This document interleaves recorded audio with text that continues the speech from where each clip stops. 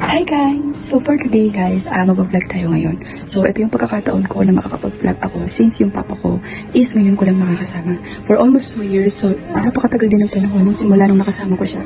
So pinasyalan ko siya kahapon and naisipan ko magbakasyon kahit 3 days lang. Habang nandito ako guys, samahan niyo ako sa aking mini vlog.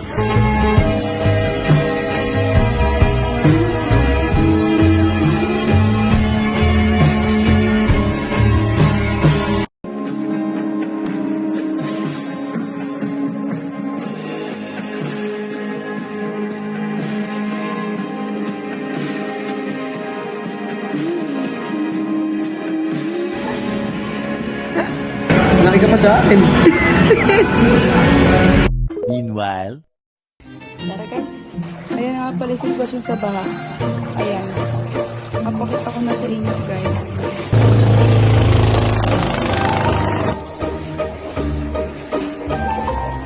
So ito na yung bababaan namin. Ayan, nabababa na tayo. Medyo hindi pa ako masatisfied. Ninibago talaga ako. Wala ka man nakatapod na. Ala, tita, may laptop ba dyan? Ay! Hello po. Ay, sa laptop. Ay! Nakakila lang.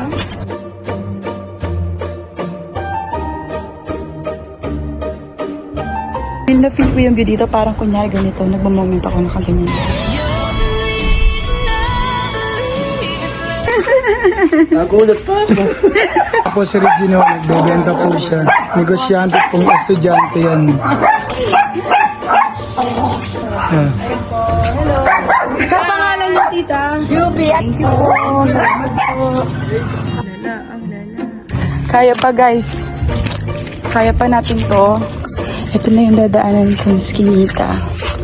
Ayan yung dito.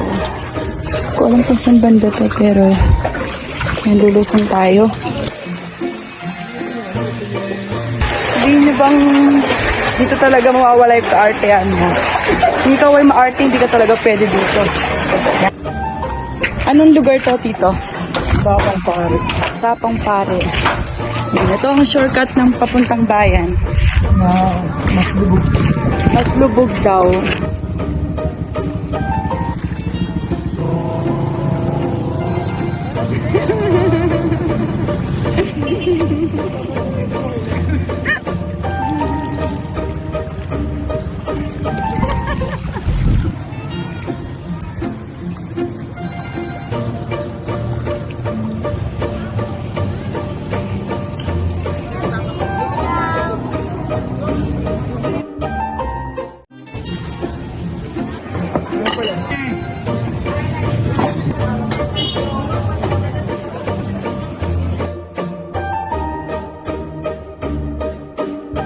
Maraming salamat po. Thank you so much po.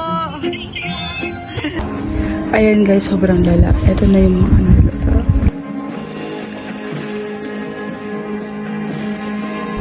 Araw-araw po. O, hanggang Martes po, 6-2. Hanggang Martes 4-6. Pero ito, pababa na ito bigyan kasi umaga yung panak. Mostly, mga tao dito hindi na talaga lumalabas. Lalo na kapag sobrang laki na ng tubig.